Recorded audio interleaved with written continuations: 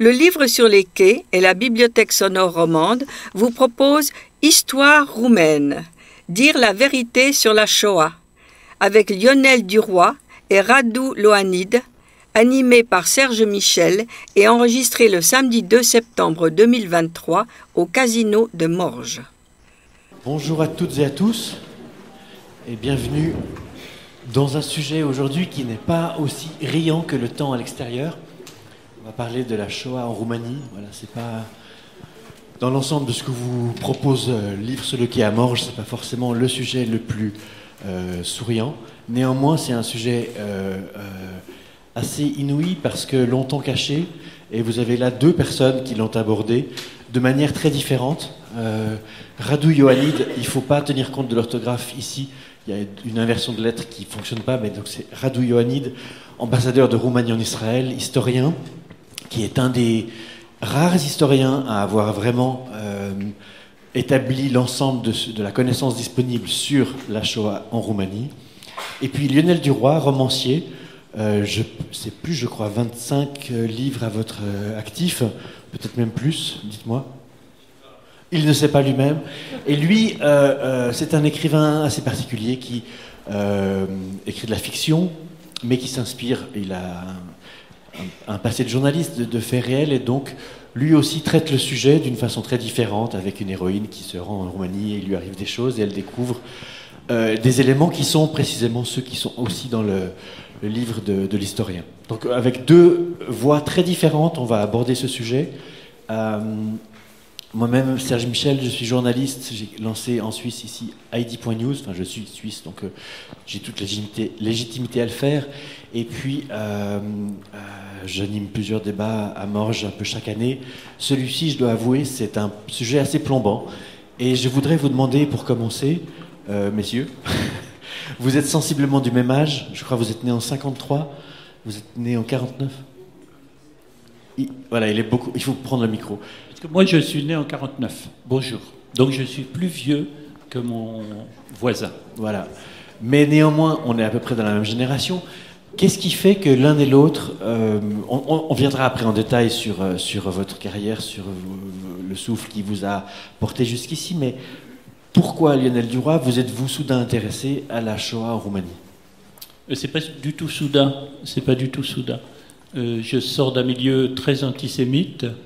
Mes parents étaient antisémites. On était une famille assez pauvre, voilà. Et souvent, les antisémites sont des gens très pauvres qui ont besoin d'un bouc émissaire pour expliquer pourquoi ils ont raté leur vie, ce qui était le cas de mes parents. Et très tôt, en fait, je suis allé de l'autre côté du mur de Berlin, en Allemagne de l'Est, et puis très vite ensuite en Roumanie, parce qu'en fait, j'ai entendu parler d'Auschwitz seulement à l'âge de 14-15 ans, et encore grâce à un de mes frères un peu plus âgé que moi, avec lequel j'ai voyagé par la suite. Donc, c'est pas du tout un hasard. Ce qui a déclenché ma curiosité, et ensuite, tout de suite, je vous donne la parole, ce qui a déclenché ma grande curiosité vers 25-26 ans pour la Roumanie, c'est la lecture du roman magnifique de Curzio Malaparte qui s'appelle Caput, qui je pense est le plus beau roman sur la Seconde Guerre mondiale. Et Malaparte consacre tout un chapitre au pogrom de Iași. Iași est une ville qui se trouve à l'extrême est de la Roumanie, tout près de la Moldavie. Et donc il raconte que fin juin 1941, la population de Iași orthodoxe a massacré 13 000 environ juifs en quelques jours. Et c'était tellement sidérant de voir que c'était la population civile qui massacrait ses voisins juifs qu'en fait, très vite, je suis allé en Roumanie et à Iași en particulier pour comprendre comment c'était possible. Voilà, donc c'est le début d'un long travail. Et puis après, j'ai écrit un roman qui tourne autour de ce pogrom qui s'appelle Eugénia, qui a été publié à 5 ou 6 ans. Et là, je viens de publier donc un nouveau roman sur le génocide commis par l'armée roumaine. Et je dois dire que les travaux de Radu Ioannid, qui est un des seuls historiens roumains à travailler depuis des années là-dessus, puisque moi, son premier gros travail, je l'ai lu en 2002, m'a énormément éclairé. Avec Mattathias Karp, qui était un avocat... On va y venir, pardon. On va y venir. On va y venir. J'avais juste envie, pour orienter bien la conversation, que ceux parmi vous dans la salle qui avaient un lien direct avec le Roumanie lèvent la main pour que je sache si c'est majoritaire ou minoritaire. C'est à peu près moitié-moitié. C'est simplement pour dire, voilà, est-ce que Yash, il faut dire où c'est, ou si vous le savez, voilà, si vous le savez. Radou, je me permets de vous appeler par vos prénoms, même si le protocole voudrait que je vous appelle Excellence, Monsieur l'Ambassadeur. Radou, c'est bien.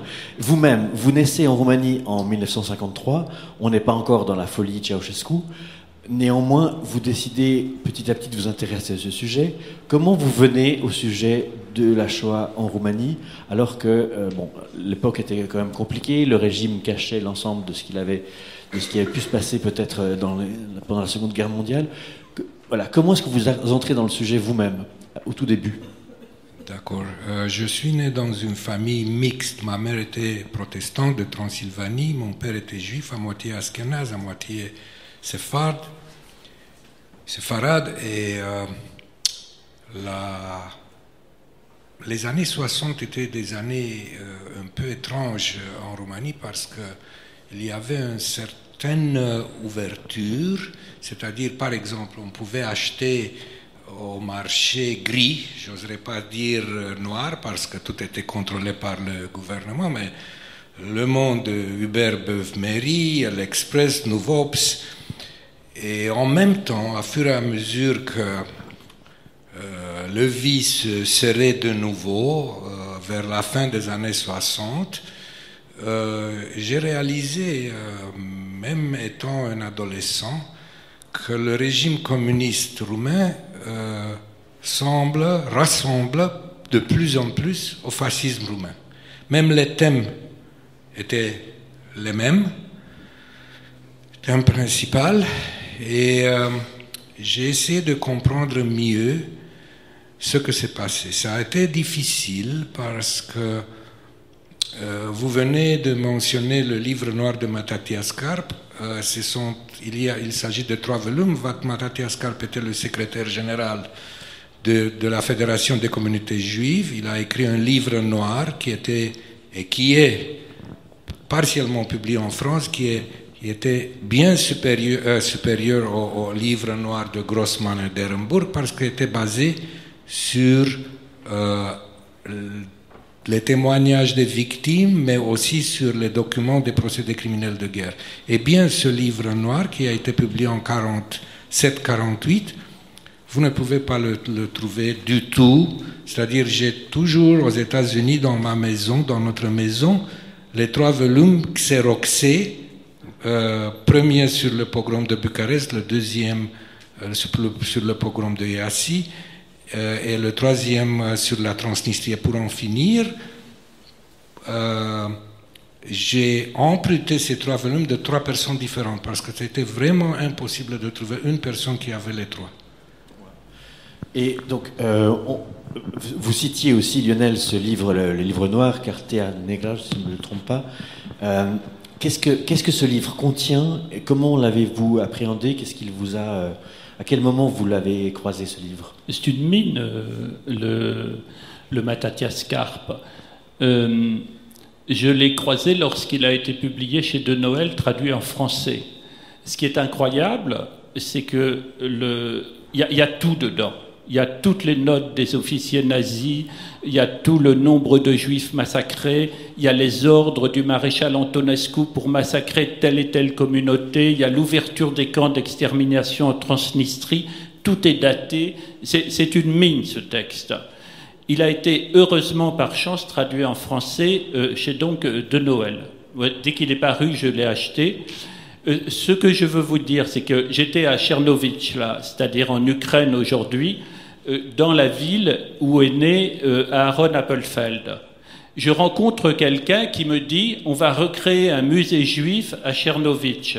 Donc je cherche à trouver le monsieur qui veut ouvrir un musée juif à Tchernovitch. Je le trouve, je lui dis « vous êtes juif ?» Il me dit « non, je ne suis pas juif, mais je m'intéresse au génocide des juifs ici ».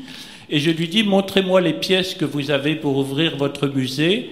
Et il me montre une espèce d'original du livre noir de Mattathias Karp, entièrement couvert de poussière très fanée, entouré par une grosse ficelle, et il me dit « ce document-là est exceptionnel, mais il n'existe plus ».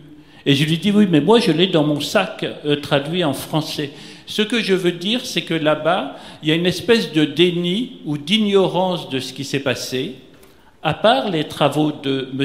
Radu Ioannid, personne ne sait rien sur le génocide. On pensait que les 400 000 juifs, ils avaient été tués par les nazis, alors qu'ils ont été massacrés par l'armée roumaine. On va y revenir. Mais là c'est aussi. très important. C'est très important, bien sûr. On va y revenir parce que c'est ça qui est peut-être la particularité de la Shoah roumaine. Radu, vous êtes dans les années 60 dans cette Roumanie relativement ouverte, hein, le socialisme à visage souriant. Comment est-ce que vous... C'était grimaçant, bien sûr. Mais comment est-ce que vous décidez à ce moment-là d'orienter votre travail d'universitaire, d'historien, sur la question de la Shoah? À quel moment vous faites le virage? J'ai eu pour des années une préoccupation à comprendre ce que s'est passé. Et après avoir fini mes études à l'université de Bucarest en sociologie en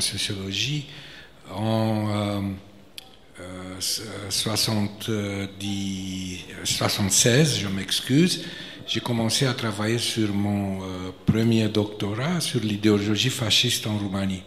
Pourquoi l'idéologie fasciste et pas la Shoah elle-même? C'est très simple, les archives roumaines sur la Shoah étaient totalement fermées jusqu'à la chute du communisme et même un peu après. Au contraire, avec des difficultés moyennes, on pouvait avoir accès à la presse fasciste qui existait dans la soi-disant section secrète de la bibliothèque de l'Académie. Alors c'était plus facile d'étudier la propagande fasciste en Roumanie que les crimes du fascisme. Et j'ai donc commencé à étudier ce sujet et j'ai soutenu mon premier doctorat. J'ai un deuxième à l'école des hautes études en sciences sociales à Paris qui est sur la Shoah en Roumanie. À quel moment dans votre carrière académique vous comprenez qu'il s'agit vraiment de 300 à 400 000 personnes tuées en Roumanie par des Roumains? À quel moment ça vous percute l'esprit? Il faut faire attention avec les chiffres parce que 400 000, il s'agit de la totalité des Juifs roumains et ukrainiens qui ont péri. Pour être pour exact, la grande majorité des Juifs de Transylvanie sont morts. Ils étaient des citoyens roumains, mais la responsabilité est hongroise et allemande. C'est une coopération fasciste-nazie, hongroise et allemande, qui déporte, c'est la gendarmerie hongroise, déporte les Juifs de Transylvanie à Auschwitz et ils sont tués là-bas, la grande majorité. Quand il s'agit de la juridiction roumaine, qui est entre le Danube et le Bug, c'est-à-dire couvre une grande partie de l'Ukraine d'aujourd'hui, le territoire entre le Dniester et le Bug, qui a été occupé par la Roumanie et géré par la Roumanie, on parle là-bas entre 200 080 et 300 080 victimes, la moitié des Juifs roumains, et spécialement des Juifs de Bessarabie et de Bukovine, et l'autre moitié des Juifs locaux, des Juifs, comme vous voulez, russes ou ukrainiens qui vivaient en Ukraine. Je reviens à ma question. À quel moment, dans votre carrière académique, vous comprenez ce fait? Je comprends que le chiffre, il faut le détailler davantage, mais à quel moment ça vous entre dans la tête, ce fait-là? C'est-à-dire, c'était assez clair pour moi pendant la moitié des années 70, 75, je m'excuse, qu'il y avait des centaines de milliers de victimes. Mais pour être plus proche des chiffres exacts, ça m'a pris du temps parce que, de nouveau, les archives étaient totalement fermées. Et à ce moment, Lionel Duroy, ce que vous disiez, c'est que personne ne le sait en Roumanie. C'est-à-dire qu'un chercheur à l'université comprend ce chiffre, comprend l'ampleur de ce qui s'est passé, mais le reste des Roumains a l'impression que ce sont peut-être les Allemands qui ont fait des abominations, mais voilà. Et comment on explique cette espèce d'inconscience collective, ce silence collectif? Comment vous l'expliquez? Enfin, c'est un peu dans votre roman, mais... Mais j'aime vraiment beaucoup la Roumanie, hein, j'y suis tout le temps. Ce que je veux dire quand même, c'est qu'il y a une forme de négationnisme voulu. J'étais à Bucarest, là, il y a 3 semaines, je parlais des travaux de M. Radu Ioannid, et on me répond, oui, mais lui, il travaille là-dessus parce qu'il est juif. Et je trouve que tout est dit quand on entend ça. C'est-à-dire, il n'y a pas d'historien en Roumanie qui travaille là-dessus. Voilà. Donc, les travaux de Radu Ioannid sont très connus maintenant dans les milieux français qui font de la recherche là-dessus, mais le livre de Radu Ioannid, je ne suis pas certain qu'on le trouve à Bucarest. Moi, je l'ai lu à la sortie de la première édition de ce livre en 2002. La dernière édition vient de sortir. Mais je veux dire, presque tout est dit quand on répond ça. C'est-à-dire, personne ne travaille là-dessus en Roumanie. Le livre de Mateusz Scarp n'existe pas en roumain. Un écrivain comme Edgar Ilselrat, dont la famille s'est retrouvée emprisonnée à Mogilev, aujourd'hui en Ukraine, emprisonnée par l'armée roumaine, ce livre somptueux qui s'appelle Nuit, qui est publié en France, qui est publié aux États-Unis, qui est publié partout, n'a pas été traduit en roumain, ni en ukrainien. Donc il y a aussi une façon de ne pas vouloir savoir. Et je le dis, je suis... franchement, j'aime énormément ce pays, donc je m'engueule assez souvent avec des Roumains là-dessus. Quand je travaillais sur le pogrom, j'entendais toute la journée « Non, mais 10 000 morts en 4 jours à Iași, c'est très exagéré, Lionel ». Non, c'est pas très exagéré, c'est ce qu'on trouve à la fondation à New York, c'est ce qu'on trouve partout. Il y a les fosses communes au cimetière de Iași, il faut y aller, il faut aller voir. Mais il y a une espèce de désir de ne pas savoir qui est assez douloureux. Si on remonte un peu, d'abord une question, Radu, est-ce que votre livre est disponible à Bucarest en roumain? Oui, il est disponible et j'aimerais ajouter quelques mots sur ce que M. Duroy a dit. Il y a un comique américain, Mel Brooks, qui disait « It's good to be king ». Alors, oui, c'est bien d'être le roi, mais la réalité est un peu... C'est-à-dire, ce que j'essaie de dire peut-être en trop de mots et que M. Duroy a raison, elle n'a pas raison. Il a raison parce qu'il y a une forte tendance de négationnisme en Roumanie, mais il y a pas mal à ce moment donné des historiens qui travaillent, spécialement des gens qui ont une relation ou autre avec l'Institut Wiesel à Bucarest, qui publient des livres qui sont disponibles en roumain. C'est-à-dire, il y a des gens qui y travaillent, peut-être qu'ils ne sont pas très connus, mais ils sont très jeunes et très préoccupés par ce sujet. Mes livres sont disponibles dans les librairies en Roumanie. Maintenant, de nouveau, pour être d'accord avec vous, malheureusement, comme dans d'autres pays, il y a une poussée de l'extrême droite qui est négationniste, par définition. Alors la situation est assez compliquée, mais heureusement, je ne suis plus le roi. Si on revient un peu en arrière, en fait, vos 2 ouvrages permettent de comprendre à la fois l'intensité et la violence de l'antisémitisme roumain. Cet antisémitisme vient d'où? Parce qu'au fond, on a un pays qui a longtemps été plus ou moins dominé par l'Empire ottoman. L'Empire ottoman avait plein de défauts, mais une certaine qualité, c'était que des minorités vivaient de façon relativement harmonieuse, les Arméniens, les Juifs, les Génois, etc., à Constantinople. Comment est-ce qu'on peut sortir de l'Empire ottoman et avoir cet antisémitisme aussi fort? Qu'est-ce qui s'est passé pour partir d'un empire qui était relativement multiculturel, même s'il avait d'autres défauts, et entrer dans une violence antisémite qui va conduire la population elle-même à tuer les juifs, leurs voisins. Si vous me permettez, c'est une très très bonne question parce que, comme vous avez déjà dit ou suggéré, l'antisémitisme roumain du Moyen Âge n'est pas inexistant mais est faible, comme dans beaucoup de pays directement ou indirectement dominés par l'Empire ottoman.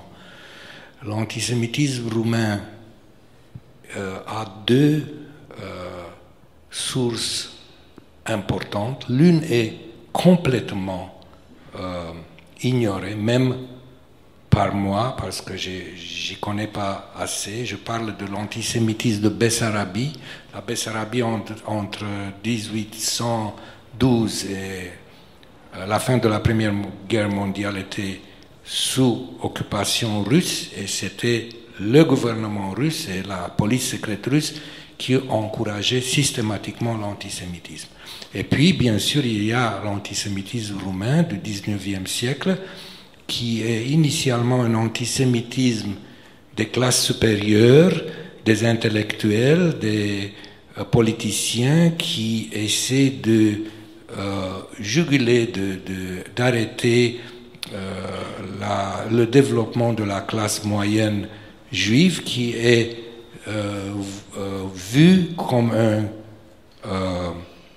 une concurrence pour la classe moyenne roumaine. C'est-à-dire, bien sûr, il y a des connotations racistes, il y a des connotations religieuses, mais c'est premièrement un antisémitisme économique. C'est de la concurrence. Mais ça, c'est intéressant, Lionel, parce que vous disiez au début qu'au fond, vous êtes venu d'une famille modeste et que souvent l'antisémitisme est le fait de familles modestes qui ont besoin d'une explication pour expliquer leur situation économique difficile. Mais vos parents n'étaient pas forcément d'extraction modeste, ils étaient plutôt aristocrates désargentés, comme on dit. Désargentés, oui. Pétainistes, oui. En faveur de l'Algérie française. Donc, et là, on a affaire en Roumanie à un antisémitisme qui naît dans les classes dominantes, qui veulent supprimer la concurrence potentielle d'une classe moyenne juive qui monte et qui s'établit. Comment vous reliez ça à votre famille qui est d'où venait l'antisémitisme, cette famille noble désargentée? Juste un mot pour prolonger ce que vous disiez. Ce qui m'a intéressé dans l'antisémitisme de la Roumanie, mais après 1920, donc je prolonge votre propos, c'est de réaliser qu'en fait, les Roumains, ne voulant pas que les Juifs prennent la patrie, deviennent de véritables Roumains, même si on les avait contraints on avait contraint la Roumanie à donner la nationalité roumaine aux Juifs, ils l'avaient fait contre leur gré, et donc ils avaient fait passer un règlement qui disait que les Juifs n'avaient pas le droit d'acheter de la terre de Roumanie. Donc ils ne pouvaient pas être propriétaires d'une parcelle. Or, à l'époque, comme dans toute l'Europe, la Roumanie était quand même très agricole. De sorte que les familles juives ont fait des études, puisque c'était au fond la seule chose qu'ils étaient autorisés à faire. Et ainsi, on arrive en 1935, 36, 37, à Iași en particulier, où tous les pédiatres, les médecins, les professeurs d'université, les horlogers sont juifs. C'est-à-dire que le Roumain classique qui est agriculteur fait soigner ses enfants chez un pédiatre juif. Tous les pharmaciens sont juifs à Iași, etc., etc. Et c'est intéressant parce que c'est une espèce de piège, c'est-à-dire on ne veut pas que les Juifs deviennent de véritables Roumains, donc ils font des études et ils se retrouvent dans la classe dominante parce que ce sont tous des intellectuels. C'est un phénomène qui m'avait pas mal intéressé. Mais ce n'est pas tellement comparable avec ce qui s'est passé en France. Dans les années 30, la France est profondément antisémite. Profondément. Mes grands-parents et mes arrière-grands-parents sont camelots du roi, sont profondément antisémites. On déteste Léon Blum, on insulte Léon Blum. Donc cet antisémitisme-là, il est quand même partagé dans toute l'Europe. Certes, Hannah Arendt a dit le pays le plus antisémite, c'est la Roumanie, je crois qu'elle a écrit ça en 1938, mais l'antisémitisme est également partagé, je veux dire. mais pour des raisons différentes. En France, j'ai l'impression que l'antisémitisme, c'était vraiment chercher le bouc émissaire. Moi, je riais quand j'ai commencé à être un peu adolescent, parce qu'on était donc assez pauvres, on a été expulsés plusieurs fois, et il se trouvait que c'était M. Bloch-Lenné qui dirigeait la Caisse des dépôts et consignations, chez qui on avait loué un appartement. Et donc, on a été expulsés de cet appartement parce que tout simplement, mon père ne payait pas le loyer. Et ensuite, pendant des années, mais j'avais 12 ans, 13 ans, 14 ans, c'était M. Bloch-Lenné, le juif, qui nous a fait expulser. Ça, c'est l'antisémitisme stupide et basique en France.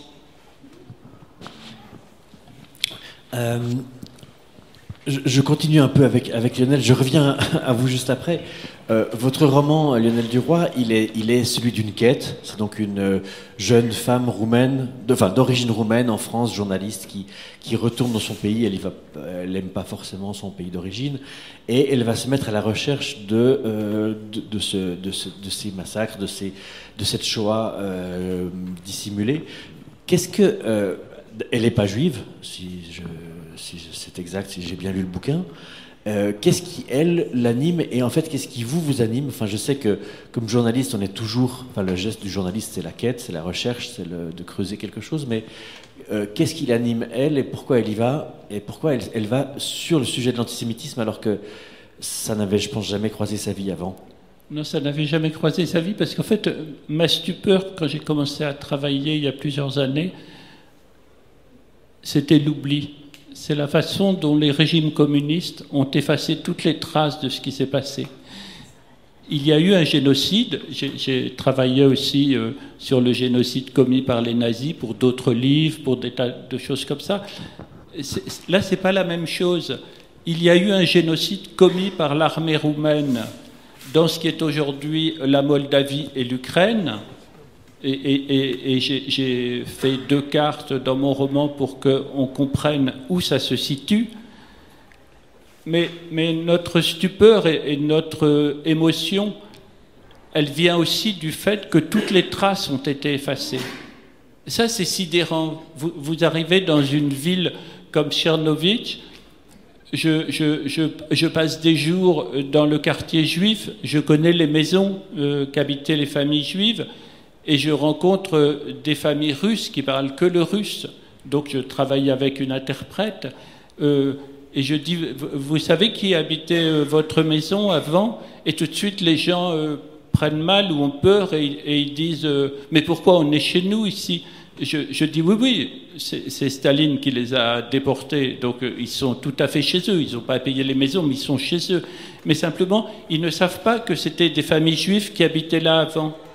Notamment, on pourrait dire, même si c'est un village à côté, la famille de Aaron Appelfeld. Voilà, ils habitaient là.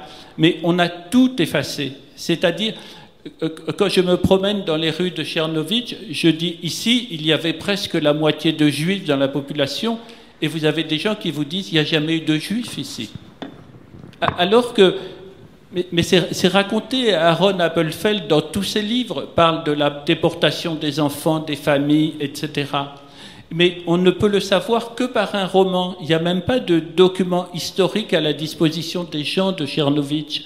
Donc, moi, ce qui m'a bouleversé, et c'est pour ça que j'écris ce roman, c'est l'oubli qui est bouleversant. C'est-à-dire, vous avez les photos des enfants, des familles. J'ai retrouvé beaucoup de documentation.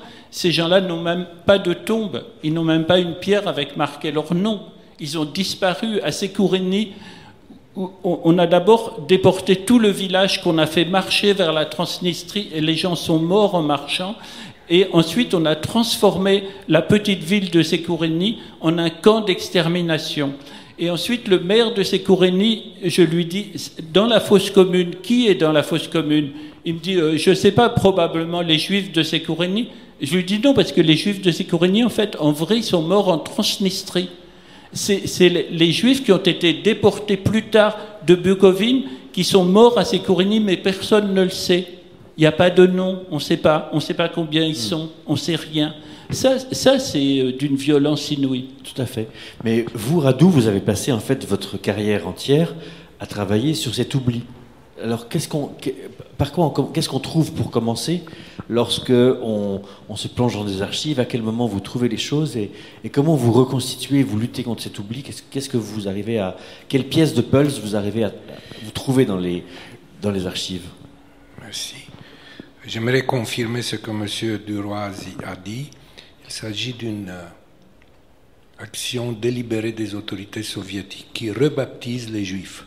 Si vous allez en Russie, en Ukraine, et les monuments sont anciens, vieux, le nom de code est citoyen soviétique pacifique. Et ça veut dire juif, c'est-à-dire les juifs ont été éliminés de l'historiographie soviétique. Nous avons été tous des victimes, il n'y a pas de statut spécial pour les juifs parmi les victimes. C'est ça l'idéologie soviétique qui existait en Moldavie, qui existait en Ukraine, qui existait en Russie. Pour en venir à votre question, il y a un corps d'archives énorme. Premièrement, en Roumanie, les archives du ministère des Affaires étrangères qui, depuis 1908 ou 1910, ont mis à côté, dans un fonds spécial, tout ce qui est relatif aux Juifs. Ça s'appelle le fonds 33. Alors, c'est très facile d'y travailler là-bas. Les archives des services secrets roumains, l'équivalent de la DST française, de nouveau, ils ont les procédés criminels de guerre et beaucoup de documents entre les deux guerres, surveillance des partis fascistes et tout ça. Puis il y a les archives nationales roumaines, bien sûr. Les deux, les archives des services secrets et les archives nationales, ont des succursales dans le territoire. Puis il y a beaucoup des archives roumaines à l'étranger. Parce que quand les troupes soviétiques ont envahi la Roumanie, envahi la Roumanie après la guerre, pendant la guerre et après la guerre, ils ont pris les archives de Bessarabie de Bukovine, les ont amenés à Moscou et puis les ont distribués dans le territoire des républiques soviétiques. Alors, par exemple, en Moldavie, on trouve dans les archives nationales, dans les archives de la KGB moldave, des choses extraordinaires. La même chose en Ukraine, à Vinica, à Odessa, à Tchernovitz, à Nikolaev, il y a des corps d'archives roumaines qui soit sont restés sur place, soit ont été récupérés par les autorités soviétiques. Et bien sûr, il y a des choses dans les archives à l'étranger, en Europe de l'Ouest, qui sont liées d'une façon à l'autre à la Shoah roumaine, même en France, en Suisse, bien sûr. Il s'agit de réfugiés ou des juifs roumains qui se trouvaient soit en France, soit en Suisse. C'est-à-dire, il faut plusieurs vies pour couvrir toutes ces archives.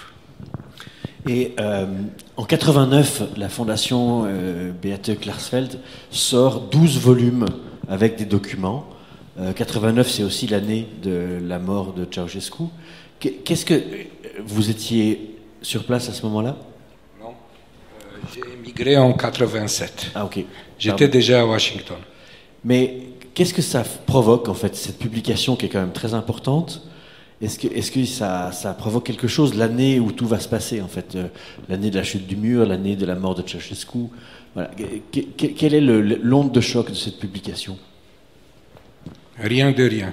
C'est-à-dire, on parle de 12 volumes extraordinaires qui ont été mis ensemble, 10 volumes de documents et 2 volumes d'index et de résumés de ces premiers 10 volumes. Des volumes extraordinaires, c'est Maître Klarsfeld, Serge Klarsfeld, qui les a facilité leur publication. Mais le tirage était de 100 volumes, c'est-à-dire 100 exemplaires, oui.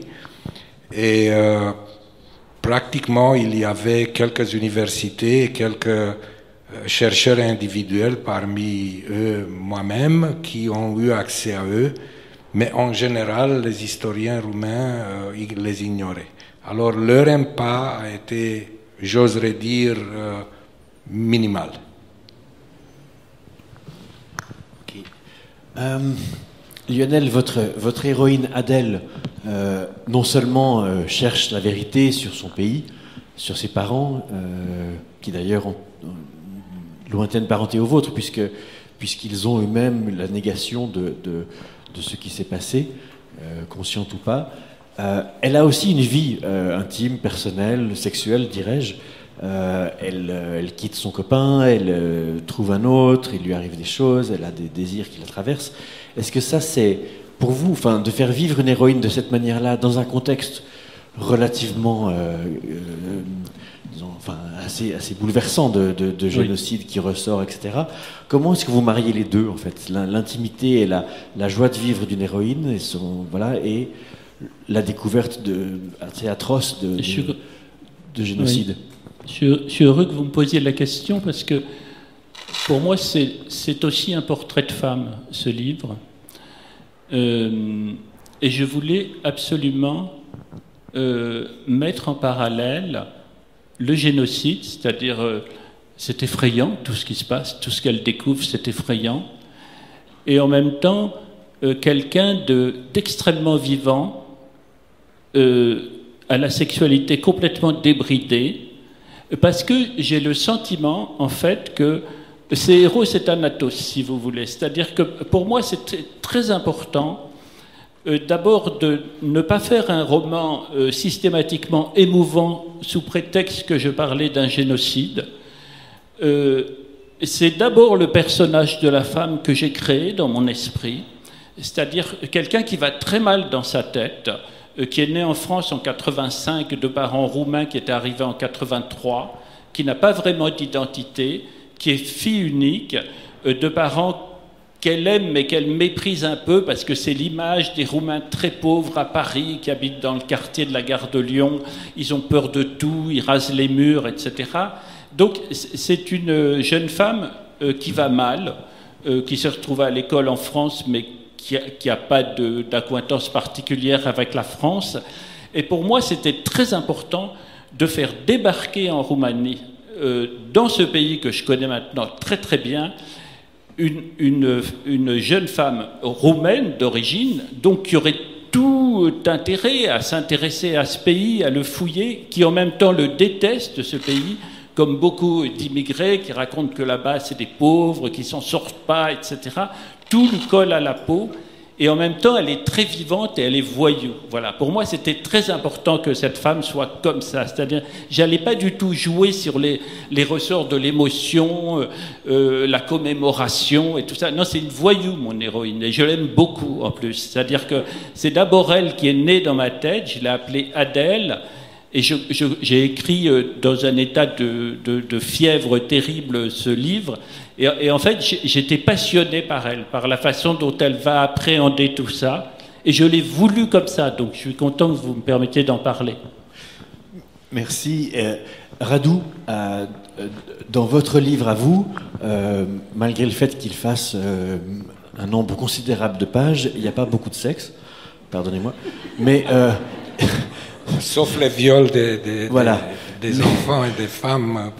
Néanmoins, est-ce que ce mouvement de cette jeune femme, alors je ne sais pas si vous avez lu le livre de Lionel, mais est-ce que ce mouvement d'une jeune femme d'origine roumaine qui veut comprendre ce qui s'est passé, est-ce que ça correspond à quelque chose dont vous êtes le témoin? C'est-à-dire, est-ce que vous voyez aujourd'hui des jeunes Roumains qui veulent comprendre ce qui s'est passé dans leur pays et qui sont dans la recherche de la vérité, ou est-ce que vous avez plutôt affaire à des historiens qui établissent les choses, mais est-ce que viennent vers vous des jeunes qui veulent savoir? Voilà ma question. Écoutez, mes parents ne rasaient pas les murs. Ils étaient des professeurs universitaires qui avaient une dignité et qui connaissaient quelque chose sur la Shoah, soit en Transylvanie comme ma mère, ou soit à Bucarest, parce que mon père était adolescent, mais il a été soumis aux travaux forcés. Mais j'aimerais vous dire quelque chose qui semble une anecdote, mais n'est pas une anecdote. Vous venez de me mentionner Hannah Arendt, qui a caractérisé l'antisémitisme roumain. Et elle disait en effet que les essais s'étaient effrayés par la cruauté des Roumains. Il faut faire attention, messieurs, dames, il faut se méfier des philosophes, parce que les philosophes aiment simplifier, ils aiment les slogans.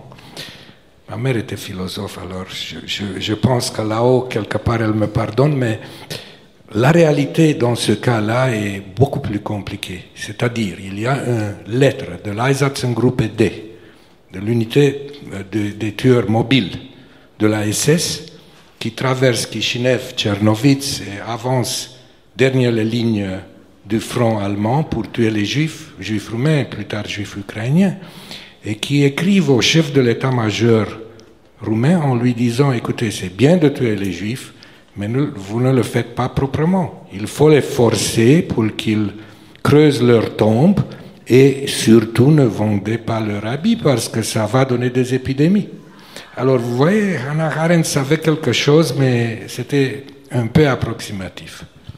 Oui, mais pardonnez-moi, mais est-ce que le détail que vous venez de donner, qui est aussi dans votre livre, je crois, Lionel, confirme plutôt cette cruauté, parce qu'au fond, les massacres se faisaient de façon très spontanée.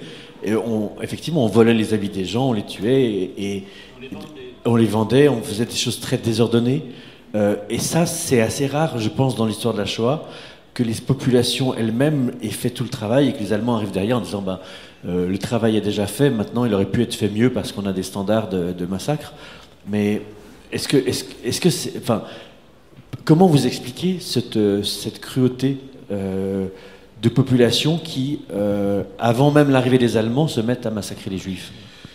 Ok, attention, la population a été impliquée dans la tuerie des Juifs au début des opérations militaires, et spécialement à Iassi, pendant le grand pogrom de Iassi, et dans d'autres localités, spécialement de Bessarabie et de Bukovine.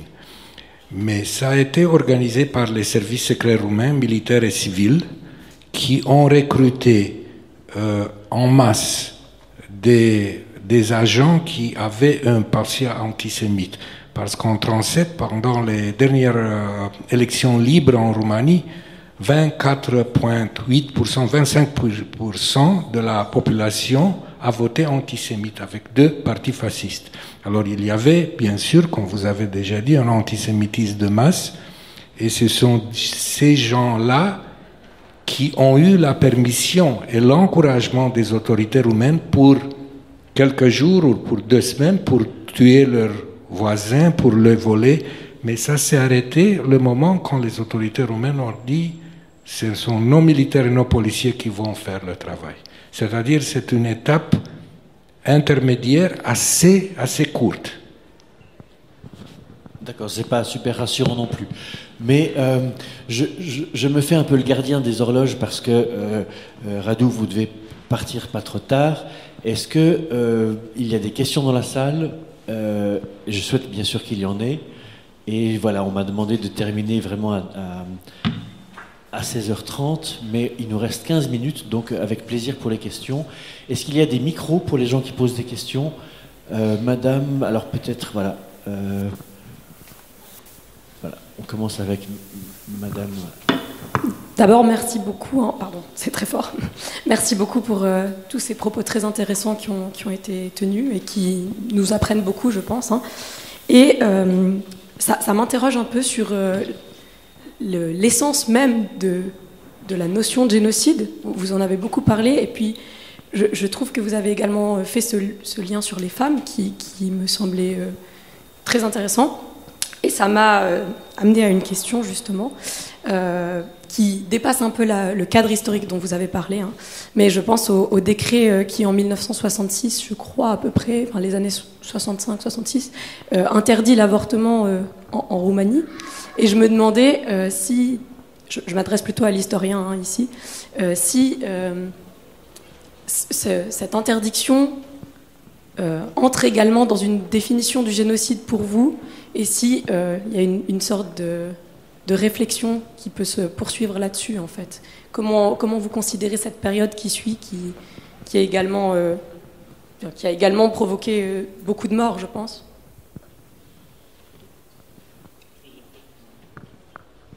Oui, si j'ai bien compris votre question,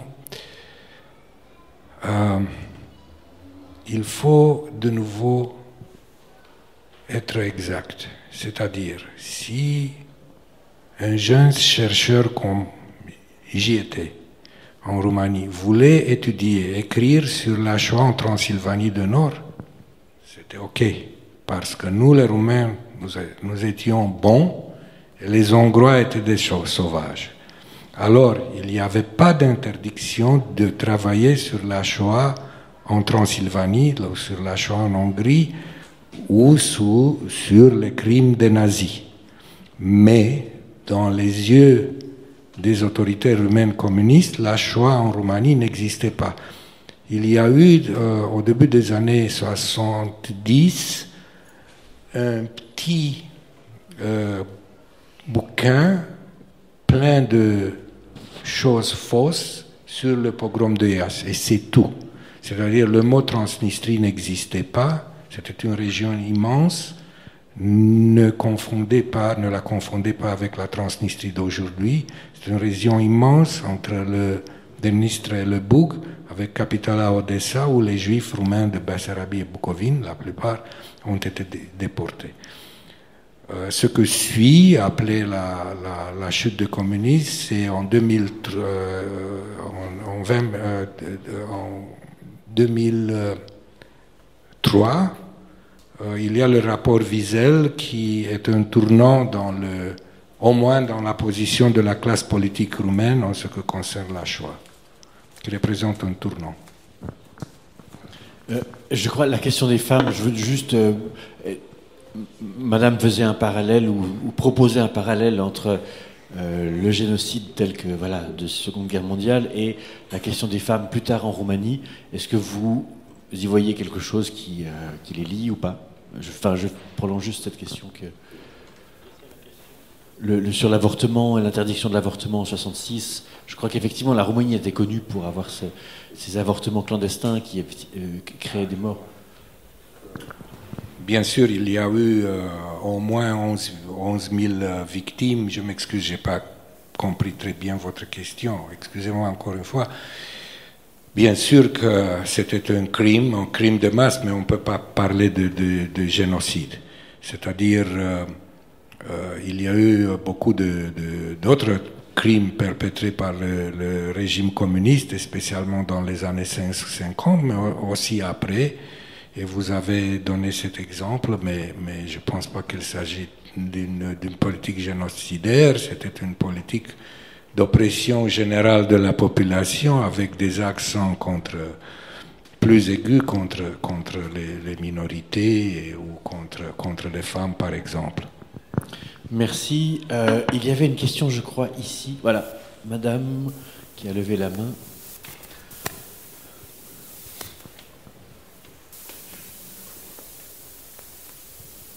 Bonjour, merci beaucoup pour toutes les informations. Ça me touche parce que mon père qui venait de Roumanie, qui était juif et qui habitait à Bucarest, m'a jamais trop parlé de ce qui s'est passé. Et je voulais savoir comment ils ont fait cela à Bucarest, qu'ils ont pu échapper à tout ça. Ma tante s'est échappée en train à Paris, mais mon père, il est resté jusqu'en 1955 quand il est parti en Israël.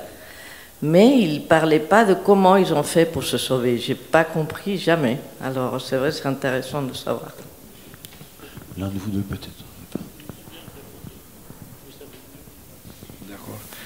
Écoutez, c'est une question importante. Il faut comprendre que la Shoah en général et la Shoah en Roumanie commence à la périphérie et envers le centre. Comme en France, mais là en France c'est un peu différent, c'est-à-dire on déporte, on tue au début les juifs étrangers. En Hongrie, en Roumanie, en Bulgarie, on essaie de profiter des changements territoriaux pour éliminer premièrement les juifs à la périphérie. La Shoah en Roumanie est aussi représentée par un degré important d'opportunisme. C'est-à-dire, au fur et à la mesure que les autorités fascistes roumaines comprennent que la guerre va finir d'une façon qui n'est pas convenable pour eux, la Shoah s'arrête ou ça diminue. Maintenant, dans les plans d'extermination des Juifs roumains, établis par les Allemands et par les Roumains, qui n'ont été jamais mis en réalité, Bucarest venait à la fin. Ne comprenez pas, s'il vous plaît, que les Juifs de Bucarest n'ont pas souffert. Ils étaient discriminés sauvagement. Ils n'avaient pas le droit de conduire une voiture, ou d'avoir un appartement, ou de professer d'être médecin ou un pharmaciste. Ils ont été éliminés même de la société surmuée, des taxes spéciales pour les Juifs, des travaux forcés, mais ils n'ont pas été comme dans la plupart de la Roumanie d'aujourd'hui, sauf la Transylvanie, sauf la Bessarabie, sauf la Bucovine du Sud, sauf Iași, ils n'ont pas été exterminés. C'est pour ça que la moitié des Juifs roumains, et nous parlons de la troisième communauté juive de l'Europe, de 700 060 Juifs en 1930, la moitié a survécu à cause de ça, à cause de ce changement de politique. J'ajoute juste sur ce point-là que le quotidien de la vie des Juifs à Bucarest pendant la guerre est extrêmement bien rendu dans le journal de Mihail Sebastian. Le journal de Mihail Sebastian, il est publié chez Stock dans la collection Rose. C'est un chef-d'œuvre absolu dans la collection Cosmopolite. C'est vraiment un chef-d'œuvre parce qu'il raconte la vie quotidienne d'un écrivain juif qu'il est au fil de toute la guerre à Bucarest, entre se cacher, être humilié quotidiennement, tout perdre, etc. Mais en effet, les Juifs de Bucarest, à part le pogrom de Bucarest, qui a tué, je crois, 130 personnes, à part le pogrom de Bucarest, les Juifs de Bucarest ont pu vivre cachés dans Bucarest et survivre. Et puis Mihail Sebastian s'est fait renverser par un camion soviétique en mai 1945, et du coup il est mort en nous laissant une œuvre inachevée, quelques romans, 4 pièces de théâtre, et ce magnifique journal qu'on trouve en français donc. Merci beaucoup. Et s'il y a d'autres questions? Oui, madame, ici. Voilà, il faut passer le micro de... Je crois que ça sera plus rapide par... Non, c'était... Pardon. Enfin, comme vous voulez, allez-y, vous aurez les deux la parole. Peut-être. Monsieur Duroy, vous avez passé au début de votre intervention de cochon. Alors, c'est pas l'habit des cochons, certes, mais vous avez dit qu'il y avait une des cochons qui était échangée, une des pièces...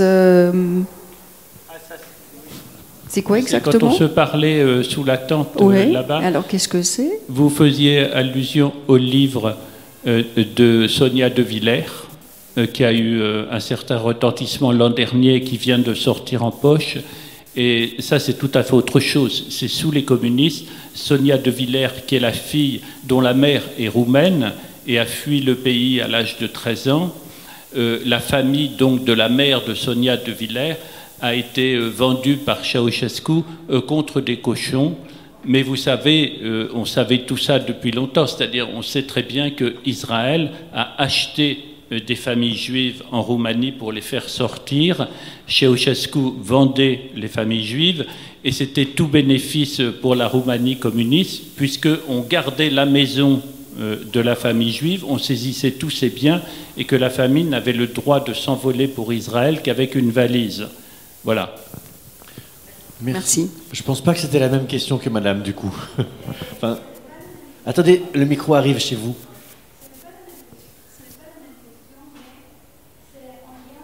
Parlez dans le micro. Ah, il ne marche plus. Est-ce que l'autre micro est disponible? Parce que moi je vous entends, mais peut-être que derrière on ne vous entend pas. C'est ce sentiment de que moi aussi je suis deuxième génération des Juifs qui ont parti de Roumanie, ma mère, et que je n'ai pas reçu vraiment le sentiment qu'elle a souffert comme des autres pays. Alors la question c'était quand on lit le livre de Sonia De Villers qui vient d'être mentionné et que je retrouve que ma mère disait bon, à Craiova, c'est rien passé, tout était bien, on est arrivé en Israël, et que les autorisations pour partir devaient être payantes. Et ça, parfois, si on n'avait pas l'argent, comment ça s'est manipulé, comment c'est mis en fonction celle-là? Comment on arrivait à avoir accès à qui payait pour ça? J'ai ici un exemple d'un document de sortie, mais comment elle a pu arriver à avoir cette possibilité si personne qui payait? Peut-être Radou. Bon, il y a deux aspects que vous avez mentionnés. L'un est comment les Juifs de certaines régions de Roumanie ont survécu la Shoah, et ça a été expliqué, je pense, assez clairement auparavant. En ce qui concerne la vente des Juifs roumains, c'est pas seulement les Juifs roumains, aussi les Allemands ethniques ont été vendus par le régime communiste. Ça commence au début des années 50 quand une centaine de milliers de Juifs roumains sont échangés contre 2 bateaux pleins d'outillage pétrolier américain sous embargo que l'Israël livre à la Roumanie. Puis tout s'arrête jusqu'à la fin des années 58 quand un monsieur qui s'appelle Henri Jacobert, qui vit à Londres, et l'intermédiaire entre les services secrets roumains, les SDEC, disons, de la Roumanie, et les familles. Et les familles payent, mais l'argent est déposé en Suisse, et Jacobert achète contre cet argent de la sperme de taureaux et des vaches et des porcs. Il y a même eu un avion de porc, l'Andrés, qui a volé Mais il faut faire attention, ce n'est pas seulement 3 000 ou 5 000 $ par tête de Juifs que les Roumains ont encaissé. Il s'agit de la balance des paiements entre les deux pays, parce que la Roumanie exportait beaucoup plus en Israël qu'Israël exportait en Roumanie. Puis, il y avait des prêts bancaires et l'intérêt. Nous tous, nous voulons avoir des prêts bancaires sans intérêt. Et c'était le cas de la Roumanie parce que l'intérêt était payé par Israël. Alors, il y a plusieurs volets ici parce qu'au milieu des années 60, Israël élimine cet intermédiaire, M. Jacobert, il commence à négocier directement avec la Roumanie. Il y a tout un livre sur ce sujet que vous pouvez, je m'excuse, acheter, qui a été écrit pour moi. Il n'y a pas d'édition française, il y a une édition américaine, en anglais bien sûr, et une édition roumaine. La sécurité et les Juifs, la vente des Juifs roumains, Juifs à vendre, vous allez la trouver facilement sur Amazon. On arrive à 16h30, il faut bientôt terminer. Est-ce qu'il y a encore une question, éventuellement? Si ce n'est pas le... Oui, madame. C'est pas une question, mais attendez le micro quand même pour qu'on vous entende, parce que... Ben, je ne sais pas si derrière vous on vous entend, donc je préfère que le micro soit chez vous. C'est cette opportunité pour vous informer que je viens de Sziget. Et je crois que je vous ai vu à Sziget, monsieur, dans la librairie. Bonjour. Et que c'est la ville d'Elie Wiesel, que c'est une ville juive actuellement florissante avec 3 synagogues. Le cimetière est absolument intact et que toute la vallée d'Isa et de Tissa conserve les maisons et les cimetières juifs. Et moi-même, je viens où j'étais minoritaire comme roumaine. Voilà, c'est tout. J'aimerais, avec votre permission, ajouter un petit mot. J'étais un proche ami d'Elie Wiesel et vraiment sa maison finalement a été refaite. Mais je dois vous informer qu'il y a là-bas une maire qui est un antisémite, parce que nous parlons de la réalité et pas vraiment des choses que nous voulons seulement voir. Et ce maire, en dépit des protestations des intellectuels roumains qui s'occupent de la Shoah, refuse de ne pas honorer des fascistes roumains. Bien qu'il prétend être un social-démocrate, mais il est vraiment un antisémite, le maire actuellement, même ce jour-là. Très bien. Vous voyez que la réalité nous rattrape. Je ne voudrais pas vous laisser partir, d'abord sans avoir applaudi nos deux orateurs.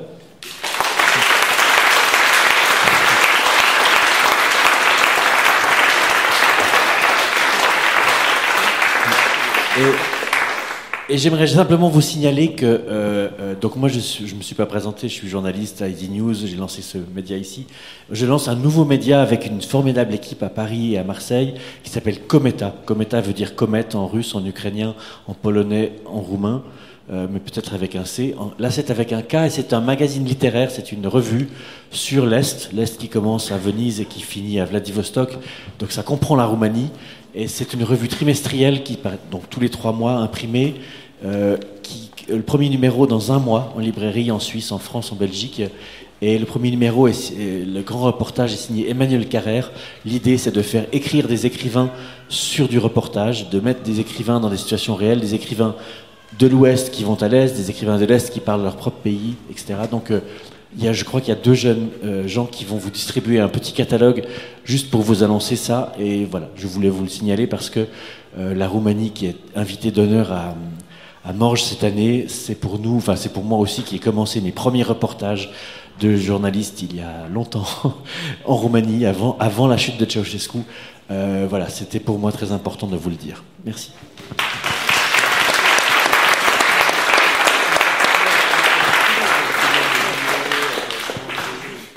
C'était Histoire roumaine, dire la vérité sur la Shoah, avec Lionel Duroy et Radu Ioannid, enregistré le samedi 2 septembre 2023 au Casino de Morges par la Bibliothèque sonore romande pour la 14e édition du Livre sur les quais.